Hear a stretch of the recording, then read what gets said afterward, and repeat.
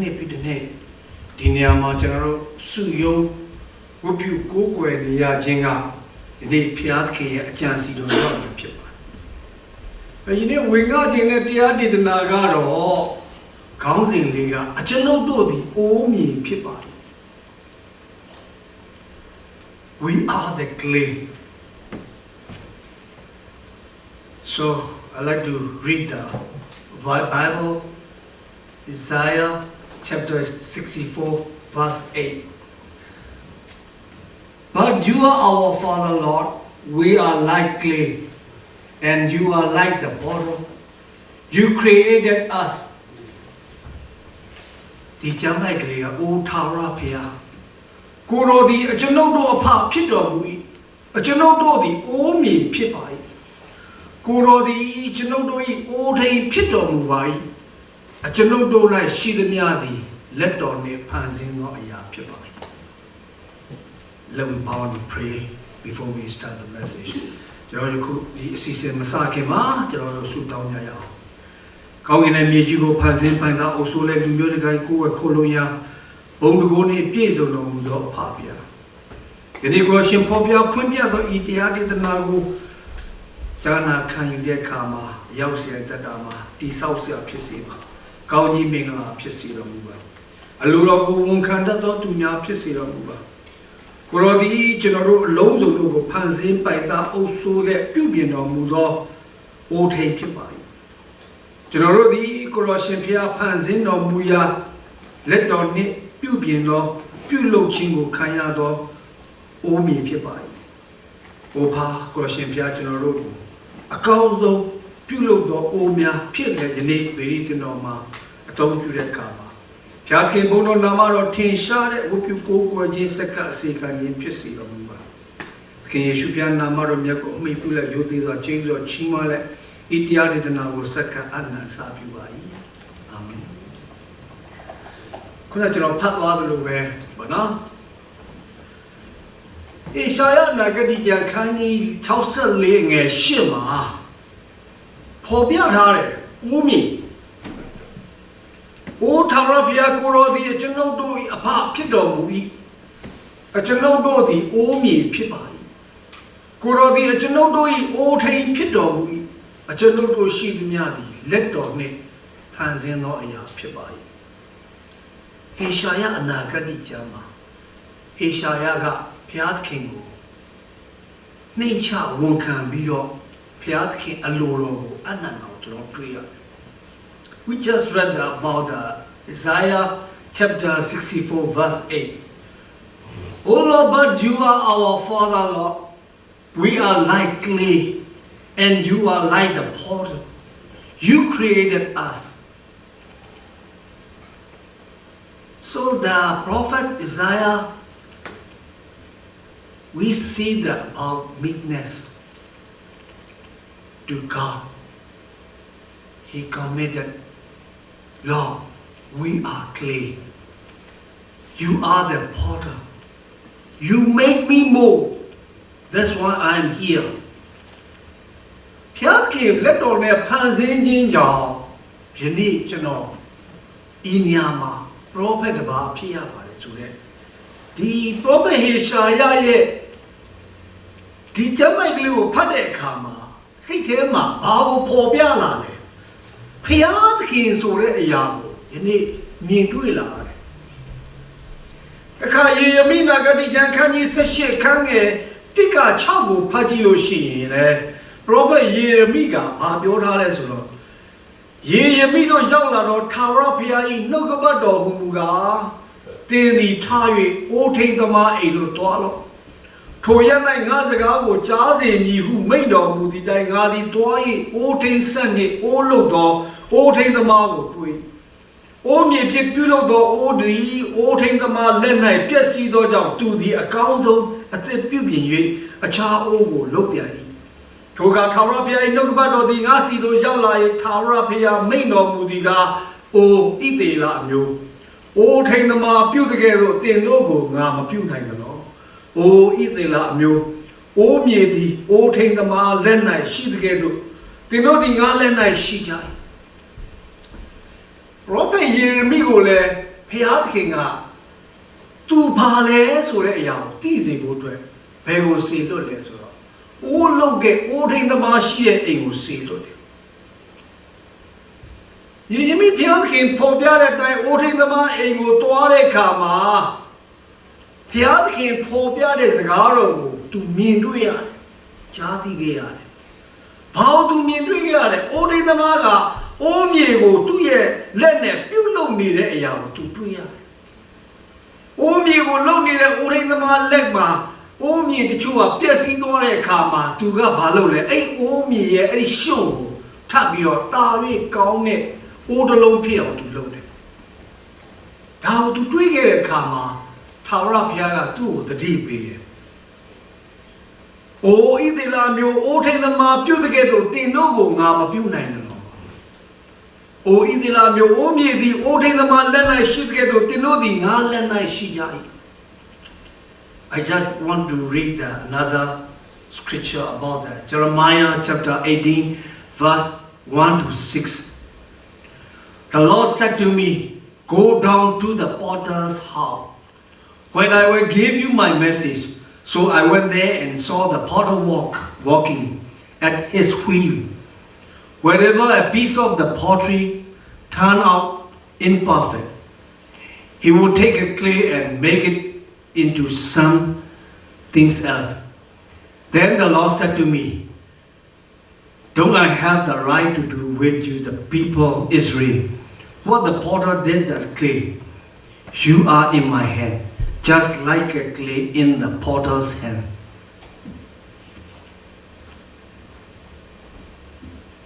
Bhayat ke phopya de di nukpat do ga bhaw thi si chin la le Yeremi ko o luk de lu de shi poh lai de kha ma o luk de o thian thama ga o ri ko pongsan myo myo net pongsan myo myo ayue sa myo myo ayaw myo myo net lou ni da ko tu twai de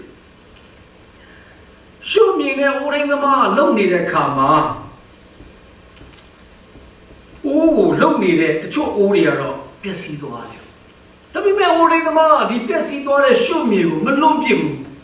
အဲ့ရှုမြေကိုတာ၍ကောင်းတဲ့အိုးတစ်လုံးဖြစ်သူဆက်ပြီးတော့ပုံစံဖြစ်အောင်လုပ်ကျွန်တော်သူတွေးကြအဲ့ဒီအချိန်မှာဘုရားသခင်ကယေရမိကိုသတိပေးတယ်တွေ့လားထာဝရဘုရားမိန့်တော်မူတာဣသရေလမျိုးအိုးထိန်သမားပြုလို့မင်းတို့ဣသရေလမျိုးကိုငါပြုနိုင်တယ်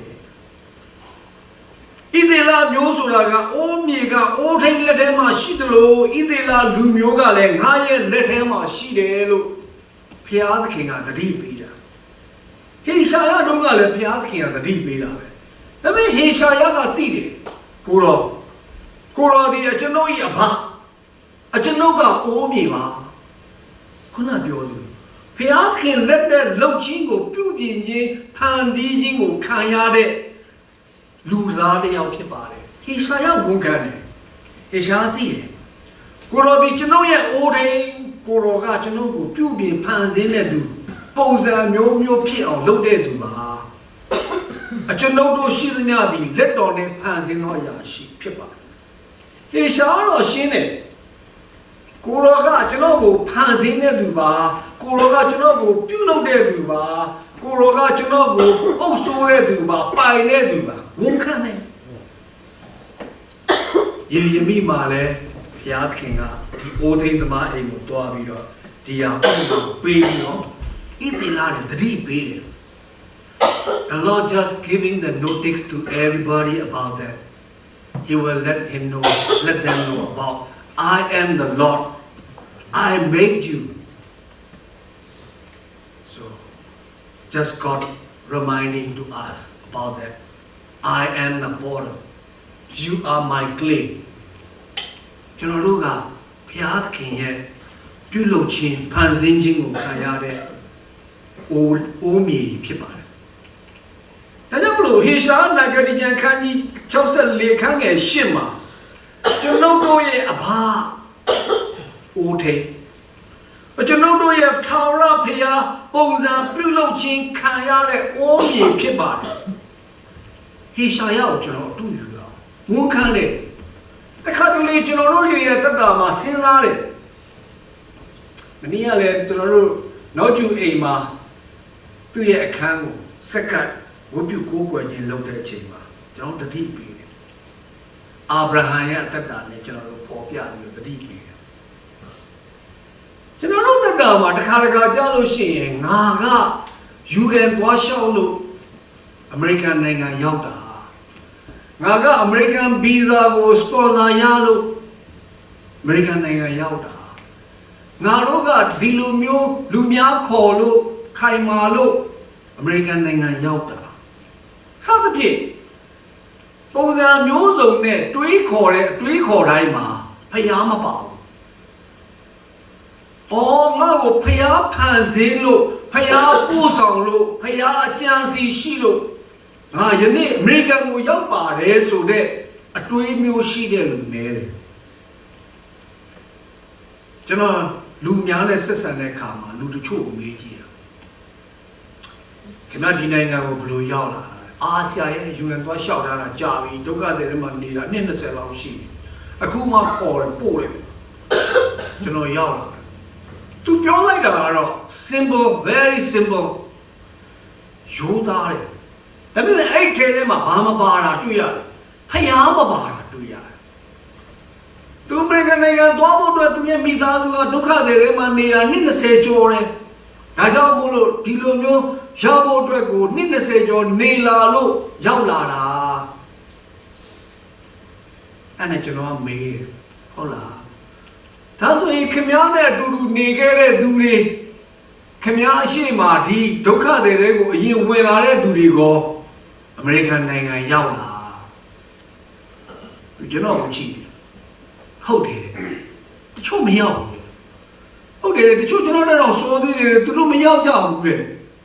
ဘာဖြစ်လို့လဲမသိဘူး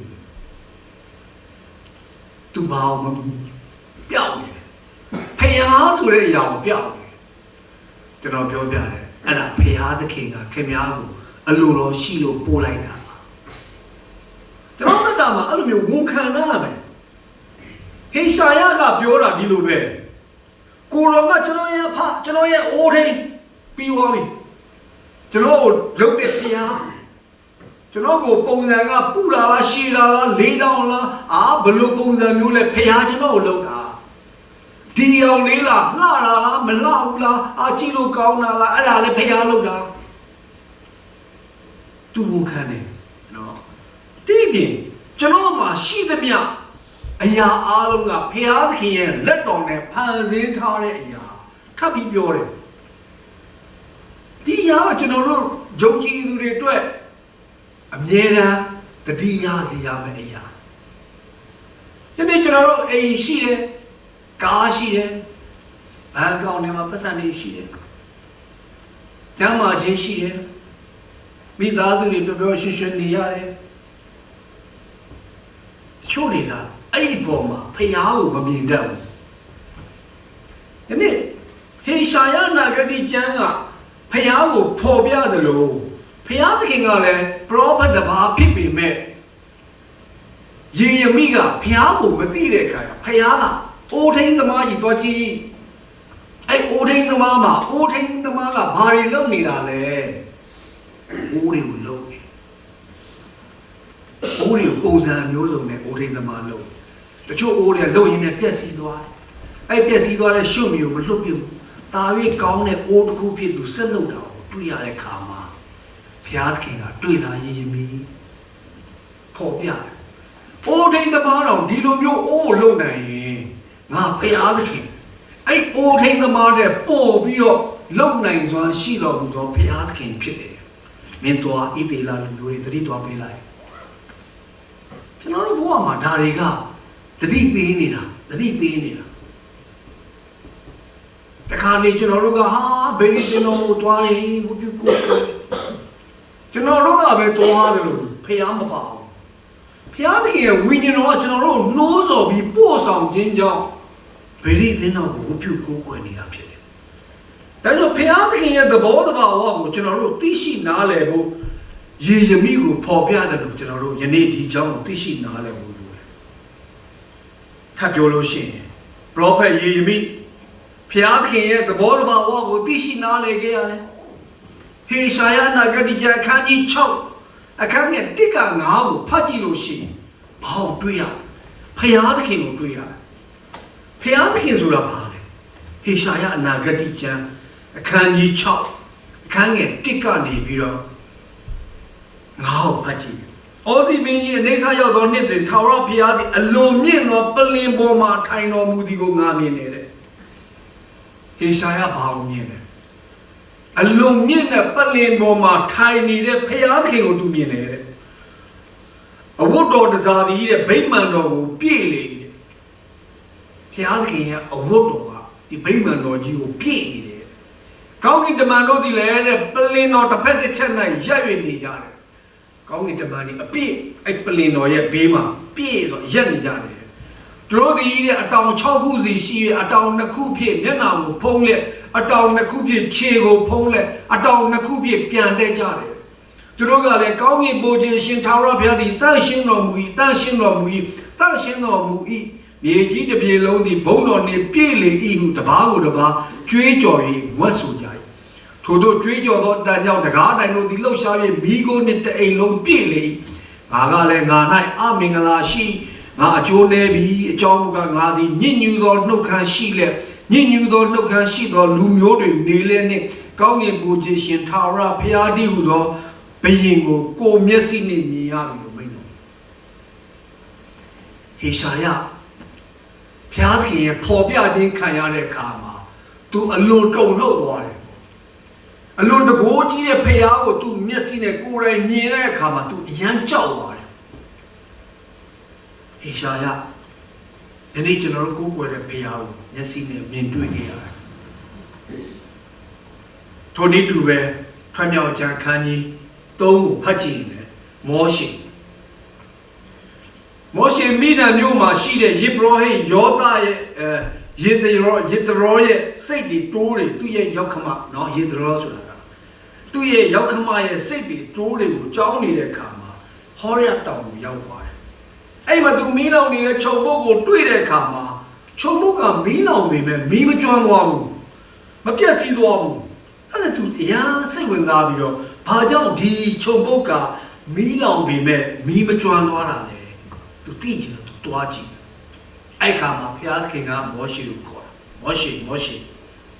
ရားခင်ခေါ်တဲ့အခါမှာမောရှေကဘယ်သူမှတော့မတွေ့ဘူး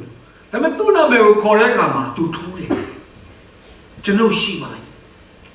ဘုရားခင်ပါပြောတယ်မချင်းကနဲ့အိုးအနာကိုမတိုးလာနဲ့အိုးမင်းရဲ့ခြေနဲ့မင်းရဲ့ဖနက်ကိုချွတ်လိုက်မင်းနေနာတဲ့နေရာကတန့်ရှင်းတဲ့မြေဖြစ်တယ်ဘုရားခင်ကငါသည်သင်၏အဖ၏ဘုရားအာဗြဟိဘုရားဣဇက်၏ဘုရားယာကုပ်ရဲ့ဘုရားဖြစ်တယ်မောရှေကြောက်သွားတယ်ဘုရားကိုမကြည့်ဘူးသူ့မျက်နှာကဘာလို့လဲဖုံးပြီးနေတယ်မောရှေလည်းဘုရားကိုတွေ့ရတယ်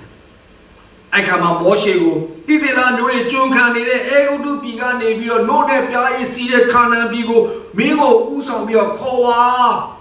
မောရှေကိုခိုင်းတယ်မောရှေဘာပြောလဲဖာရောဘုရင်စီကိုဝင်ပြီးတော့ကြုံဖြစ်နေတဲ့သူ့လူမျိုးတွေကိုတောင်းဖို့သူမပြောရဘူးမဝင်ရဘူးမတောင်းရဘူးဘာလို့ဆိုဘုရင်လေသူကဘာမှမဟုတ်ပဲလေဆိုတော့သူမဝင်ရဘူးအဲ့ခါမှာဘုရားသခင်ကဘာပြောလဲငါမင်းဘက်မှာရှိမယ်ငါဖြစ်တဲ့အတိုင်းငါဖြစ်တယ် I am who I am ဆိုတဲ့စကားကဒီမှာကျွန်တော်တို့ဘုရားသခင်ရဲ့ဘုန်းတော်ကိုတွေ့ရတယ်သွားအဲ့အေဂုတ္တုဘုရင်ကဖာရောဘုရင်ကမင်းတော်ပြောလိုက်မင်းကိုဘယ်သူလာခိုင်းတာလဲဘယ်သူစေလွတ်တာလဲငါဘုရားသခင်ဖြစ်တယ်မင်းတော်တဲ့ဘက်မှာငါရှိမယ်ငါဖြစ်တဲ့အတိုင်းငါဖြစ်တဲ့ဘုရားဖြစ်တယ်လို့မင်းတော်ပြောလိုက်မောရှေဘာဖြစ်လဲကြောက်တယ်ဘုရားကိုဘာပြောလဲအိုဘုရားသခင်ကျွန်ုပ်ကနှုတ်သက်သည်မရှိပါနဲ့ကျွန်ုပ်ကစကားကြွယ်တဲ့လူမဟုတ်ကောင်းကောင်းမွန်စကားပြောတတ်တဲ့လူမဟုတ်လို့ပြောတာနော်နှုတ်လေးတော်သူစကားနင်းနေပြောတတ်တဲ့လူဖြစ်တယ်နှုတ်သက်သည်မရှိဘူးစကားမကြွယ်တဲ့လူတယောက်ဖြစ်ပါတယ်လို့သူမလုပ်ချင်ဘူးသူဝန်ခံဘူးသူညင်းတယ်နော်အဲ့မှာထာဝရဘုရားတို့ပါတတိပြီး လူရဲ့နှုတ်ကိုဘယ်သူဖန်ဆင်းတာလဲစကားအတော်သူနားပင်တော်သူမျက်စိမြင်တော်သူမျက်စိမမြင်တော်သူကိုဘယ်သူဖန်ဆင်းတယ်လဲတဲ့ငါထာဝရဘုရားဖန်ဆင်းတာမဟုတ်ဘူးလားမောရှေကိုတတိပေးတယ်ထိုနည်းတူပဲကျွန်တော်တို့ရဲ့တက်တာကိုပြန်စဉ်းစားကြည့်ရင်လည်းကျွန်တော်တို့ရဲ့တက်တာမှာယနေ့ဘုရားသခင်ရဲ့ပို့ဆောင်ခြင်းဘုရားသခင်ရဲ့ကောင်းကြီးပေးခြင်းဘုရားသခင်ရဲ့အသုံးပြုခြင်းကြောင့်ယနေ့ဗေရိအသင်းတော်မှာအတီးတီရောက်လာတယ်စက္ကကြတယ်ဝတ်ပြုကိုယ်ကိုယ်နဲ့အချင်းဝါနဲ့ပုံစံအမျိုးစုံနဲ့ကျွန်တော်တို့ပါဝင်ကြတယ်တခါလေပြန်စဉ်းစားမိလားဘုရားသခင်ငါ့ကိုပို့ဆောင်လို့ဘုရားသခင်ငါ့ကိုဒီအသင်းတော်မှာအသုံးပြုလို့ဘုရားသခင်ငါ့ကိုရွေးကောင်းလို့ငါယနေ့အသင်းတော်ထဲမှာပါဝင်နေရတယ်စက္ကနေခွင့်ရတယ်တွေးမိကြတာတခါလေကိုကျွန်တော်အမြဲတမ်းအကြောင်းကိုသတိရတယ်ကျွန်တော်တွေးတယ်တခါတကယ်ကျွန်တော်ဖယားကိုကျွန်တော်ဆုတောင်းတဲ့အခါမှာမေးခွန်းမေးမိတယ်ဘာမေးမိလဲကိုရောရဲ့ကျွန်တော်ပေါ်ကြံစီရပါလဲကျွန်တော်ကကရင်စကားလေးကောင်းအောင်ပြောတယ်ကောင်းကောင်းလေးတချင်းလည်းမစုံမဖတ်ရဘူးဒါပေမဲ့ကိုရောကျွန်တော်ပို့ပြီးအသုံးပြုတယ်အဖေကြောင့်လေကျွန်တော်တခါလေးမေးခွန်းထုတ်မိတယ်ဒါပေမဲ့ကျွန်တော်ဒီຢာတွေကိုဖတ်ကြည့်တဲ့အခါမှာကျွန်တော်သိလာတယ်ငါကအိုးထိန်လေမင်းကအိုးမီမင်းကငါဖန်ဆင်းတာလေမင်းကငါပို့တာလေမင်းကငါအယောင်သွင်းတာလေမောရှေလိုပဲမင်းကနှုတ်လေးတဲ့သူစကားမကြွယ်တဲ့လူဖြစ်เสียမလို့ဘူးငါရှိတယ်မင်းသွားအဲ့ခါမှာကျွန်တော်ခွန်အားကြီးပြန်ရတာဖះကိုကျွန်တော်ဒူးတော့ဆူတောင်းတယ်ဖះကိုရောစီလွတ်တဲ့အတိုင်းကျွန်တော်သွားပါမယ်ကိုရောခိုင်းတဲ့အတိုင်းကျွန်တော်လုပ်ပါမယ်ကျွန်တော်ဒူးတော့ပြီးဆူတောင်းပြီးတော့ကျွန်တော်ဆက်ကတ်တယ်ဒီမှာရှိတဲ့ညီကိုတွေကိုလည်းကျွန်တော်ပြောပြချင်တာဒါပဲဒီနေ့ prophet ဟေရှာယကိုလည်းတတိပေးတယ် prophet ယေရမိကိုလည်းတတိပေးတယ်မောရှေကိုလည်းပေါ်ပြတယ်ဒီနေ့ဖျားသခင်ကကျွန်တော်တို့ကိုပုံသွင်းနေတဲ့ဖျားဖြစ်တယ်ဖျားသခင်ကကျွန်တော်တို့ကိုပြုပြင်နေတဲ့ဖျားဖြစ်တယ်ဖျားသခင်ကျွန်တော်တို့ကိုပေးနေတဲ့ဖျားဖြစ်တယ်ကျွန်တော်တို့ဖျားသခင်ကိုကျေးဇူးတော်ချီးမွမ်းခြင်းရှိဖို့လိုအပ်တယ်ရှင်ယောဟန်ခရစ်ယာန်ခန်းကြီး15အခန်းငယ်16ဒုတိယအဲ့မှာကြည့်ဖတ်ကြည့်လို့ရှင်သင်တို့ဒီငါကိုရွေးကောက်ကြသည်မဟုတ်ငါသည်သင်တို့ကိုရွေးကောက်တဲ့ဖြင့်သင်တို့သည်တွား၍တည်ကြည်သောအသီးကိုသီးမိကြောင်းနှင့်ငါနာမကိုအမိပြု၍ခမည်းတော်ထံမှတောင်းသမျှတို့ကိုရမိကြောင်းသင်တို့ကိုငါခန့်ထားတယ်ဒီနေ့ကျွန်တော်တို့ကိုအသင်းတော်တွေကိုပို့တယ်ဝပြုကိုယ်ွယ်ဝချီးမွမ်းကိုပါဝင်စက္ကပ်ဖို့နေရာပုံစံမျိုးစုံနဲ့ကျွန်တော်တို့ကိုပို့နေခြင်းကကျွန်တော်တို့ကစက္ကပ်ပါတယ်ဆိုလို့မဟုတ်ဘူးဖျားသုံးပြုနေလို့ဆိုတာကိုကျွန်တော်တို့ထပ်ပေါ်ပြတယ်ဒါကြောင့်ကျွန်တော်တို့ပါလို့အောင်တည်ကြည်တဲ့အသီးကိုသီးဖို့လိုတယ်အဆုံးတိုင်အောင်သစ္စာရှိသွားတည်ကြည်သွားစက္ကပ်ဖို့ဝတ်ပြုဖို့အဲကျွန်တော်တို့တောင်းကျွန်တော်တို့အဲ့လိုလုပ်နေတဲ့အခါမှာကျွန်တော်တို့မှာလိုအပ်ချက်တွေရှိလာတယ်တောင်းပါငါနာမကိုမိပြခမည်းတော်ထံမှာတောင်းသမျှတို့ကိုရမည်ကြောင်းသင်တို့ကိုခန့်လာတာကျွန်တော်တို့ကိုခန့်လာတာကျွန်တော်တို့လုပ်ရမယ့်တာဝန်ကပါလေကျွန်တော်တို့တည်ကြည်တဲ့အသီးကိုသီးဖို့လူတဲ့အရာတွေကိုတောင်းလျှောက်ပေးဖို့အဲ့ဒါကျွန်တော်တို့ရဲ့လုပ်ရမယ့်အလုပ်ဒါကြောင့်မလို့ဖျားခင်ကျွန်တော်တို့မှာပုံသွင်းခြင်းပြုလုပ်ခြင်းပြင်ဆင်ခြင်းရွေးကောက်ခြင်းကောင်းကြီးပေးခြင်းကိုကျွန်တော်တို့အသက်တာမှာဆင်ခြင်သတိရဖို့လိုတယ်တခါတရံမှာယောဘလိုပဲစုံစမ်းနှောက်ယှက်ခြင်းတွေတွေ့လာနိုင်တယ်နော်အိုးထိန်သမားကသူလုပ်တဲ့အိုးကပျက်စီးသွားရင်သူဘယ်တော့မှမလွန်ဖြစ်ဘူးအကောင်းဆုံးပုံစံနဲ့အသက်ပြန်ပြီးပြုပြင်တယ်ဘုရားသခင်ကထိုနည်းတူတယ်ကျွန်တော်ယောဘအပြင်ကြည့်လို့ရှိရင်ယောဘမှာဆုံးရှုံးခြင်းတွေဖြစ်သွားတယ်သားသမီးတွေသေသွားတယ်မိန်းမသေသွားတယ်ရှိသမျှစီးစိမ်ပစ္စည်းအလုံးစုံတို့ပျက်စီးဆုံးရှုံးသွားပြီးတော့သူ့ကိုယ်မှာအနာတွေသေမလောက်ပေါက်တယ်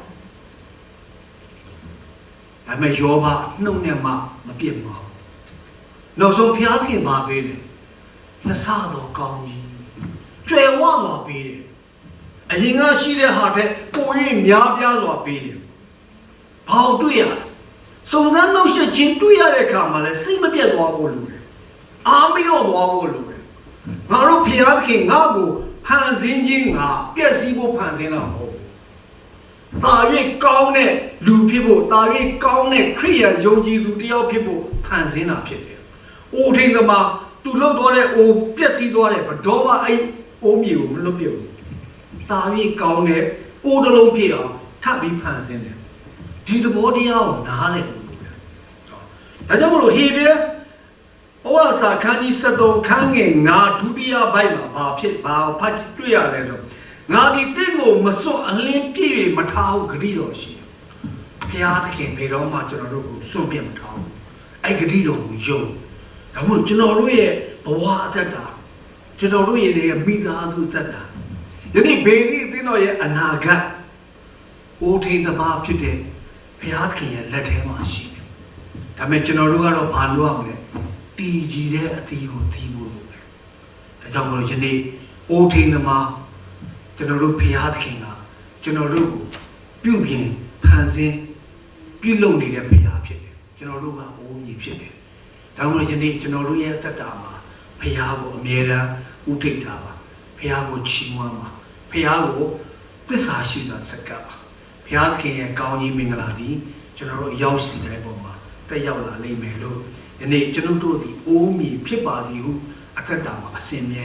ဝန်ခံအသက်ရှင်ကြရအောင်လို့ဤတရားဒေသနာအားဖြင့်ဝေငှပါတယ်ဂျာနာတို့အရောက်စေပုံမှာဘုရားသခင်ရဲ့ကောင်းကြီးမင်္ဂလာတက်ရောက်ပါစေအာမင်